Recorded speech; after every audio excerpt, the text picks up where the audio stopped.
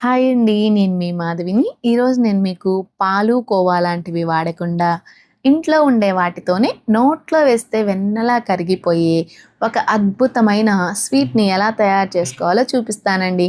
దీనికోసం ముందుగా ఒక కప్పు పెసరపప్పుని 1కి 2 సార్లు కడిగి నీళ్లు లేకుండా వడగట్టుకొని, ఇప్పుడు కళాయిలో ఈ పప్పు వేసి లో టు మీడియం ఫ్లేమ్ అడ్జస్ట్ చేసుకుంటూ మంచి సువాసన వచ్చేంత వరకు వేయించుకొని పక్కకు పెట్టుకోవాలి.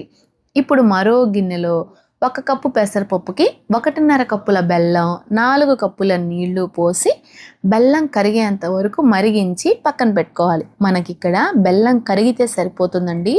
పాకం రావాల్సిన అవసరం ఏమీ లేదు. ఇప్పుడు ఒక మిక్సీ జార్ తీసుకొని చల్లారిన ఈ పెసరపప్పుని వేసి మెత్తగా గ్రైండ్ చేసుకొని ఒక జల్లెడలో వడగట్టి పక్కన పెట్టుకోవాలి. ఇప్పుడు కడాయిలో 3/4 కప్పు నెయ్యి వేసి వేడెక్కిన తర్వాత బాదం పప్పు, జీడిపప్పు వేసి దోరగా వేయించుకోవాలి. ఈ జీడిపప్పు, బాదం పప్పు అనేది మీ ఇష్టం అండి. మీరు కొంచెం ఎక్కువైనా తక్కువైనా వేసేసుకోవచ్చు, నో ప్రాబ్లం. ఇలా వేగిన తర్వాత ఒక 10 కిస్మిస్ కూడా వేసి పొంగేంత వరకు వేయించుకొని ఒక బౌల్లోకి తీసుకొని పక్కన పెట్టుకోండి.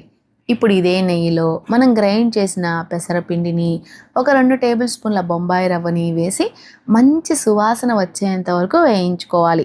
ఇక్కడ స్టవ్‌ని లో ఫ్లేమ్‌లో పెట్టుకొని మాత్రమే చేయాలి. లేదంటే కలర్ వచ్చేస్తుంది కానీ మనకి పిండి అనేది వేగదనమాట. ఊరకనే మాడిపోతుంది. జాగ్రత్తగా గమనించుకోండి.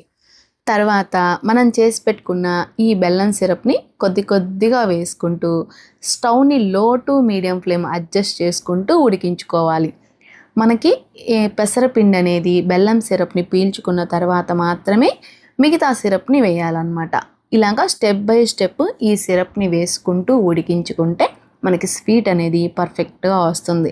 నాకు ఈ స్వీట్ తయారవ్వడానికి సుమారుగా 15 నిమిషాల సమయం అయితే పట్టిందండి. నెయ్యిని వదిలేసింది చూస్తున్నారా? ఇలా సైడ్‌లెమ్మట ఇలా వదిలింది అంటే మనకి స్వీట్ అనేది పర్ఫెక్ట్‌గా వచ్చినట్లు. చూస్తున్నారు కదండీ! ఇందులో మనం పాలు, కోవా లాంటివి వేసామనుకోండి, ఇది హల్వా అవుతుంది. మనం అవేమీ వేయలేదు కాబట్టి ఇది పెసరపప్పుతో చేసినటువంటి స్వీట్ అనమాట.